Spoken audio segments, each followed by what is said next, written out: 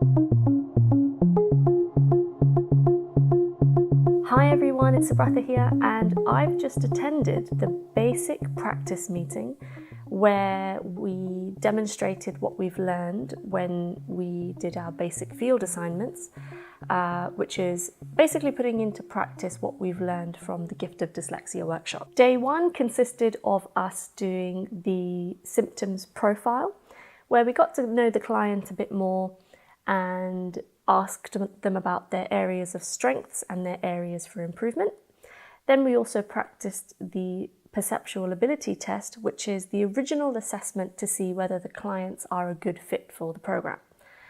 That went really well, and I have to say that, having read the book, The Gift of Learning, and having gone through the Gift of Dyslexia workshop, I felt really confident that I knew what I was doing, and having done the basic field assignments, I felt really confident that I'd really put into practice all that I have learned.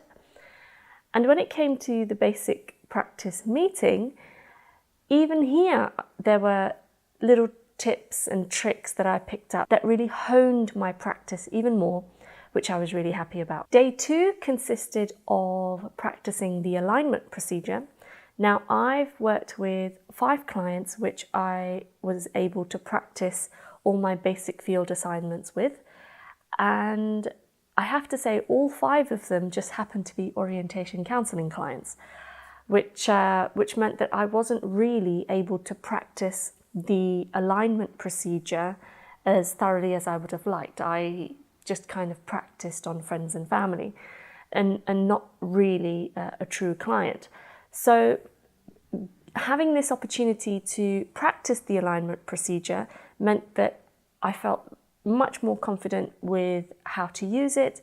Again, learning little tips and tricks so that I was really clear with the procedure and every step of it. And it was really interesting to note how I reacted when a fellow trainee practiced the alignment procedure on me, because it wasn't really the best fit tool for how I think and how my imagination works. I'm an orientation counselling client. Now, there's 2 paths that you can take. You can use the alignment procedure and the orientation counselling procedure, which both does the same job, and that is to help the client deal with their disorientations. Now, because I'm an orientation counselling person, which means I have a very visual memory and a visual imagination, as opposed to the alignment technique, which is a very feeling-based technique, when that was applied to me, I got some really interesting results.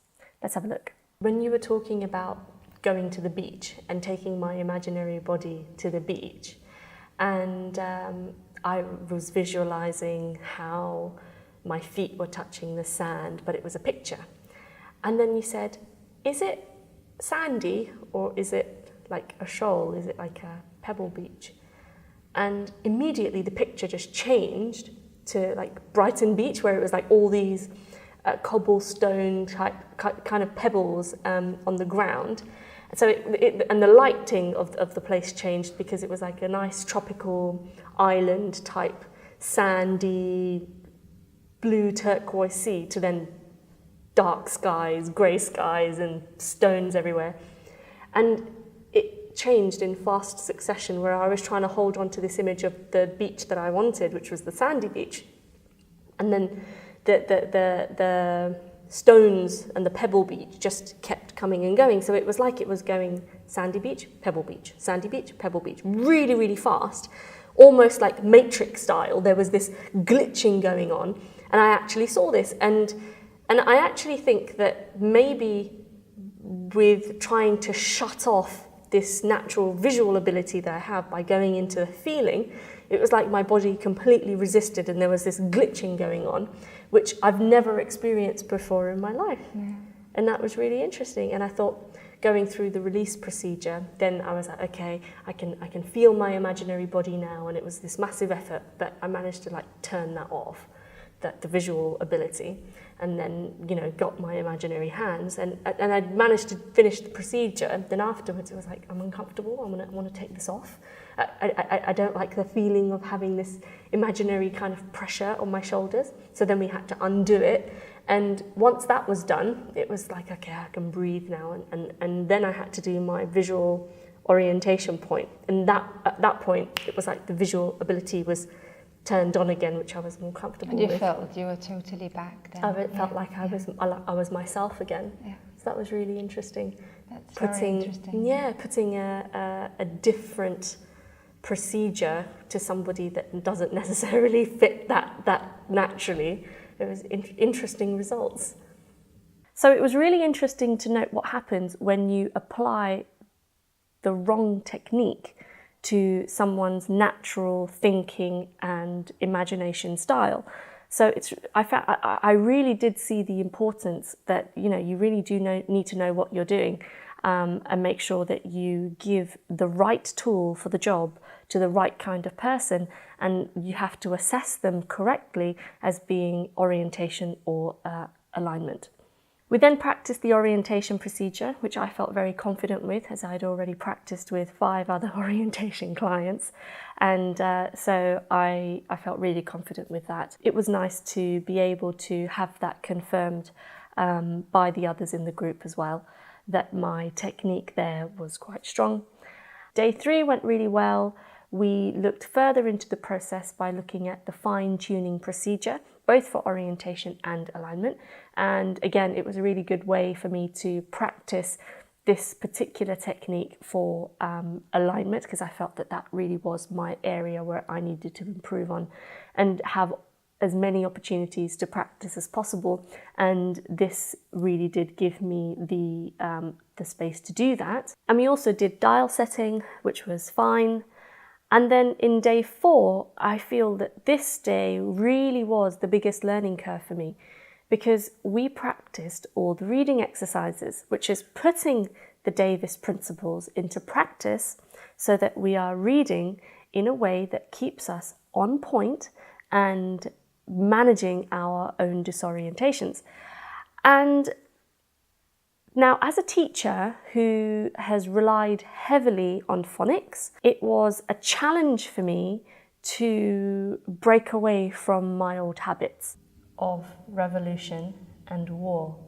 Okay, there it happened. And it happened. It says world. Yeah. So predicaments of revolution and world war. But I completely didn't see the world. I just went and war, because it makes sense that the word war comes after revolution and war. It just sounds very like comfortable, like a phrase that the word war just, you know, comes after revolution. Yeah. But it's world. Okay, so are you back on point? Are you orientated? Then we start from Anne. Okay. Being visual thinkers, we encourage clients to look at the word, say the word, and basically associate the word by sight rather than decoding by phonics. And this was a completely different strategy that I was used to.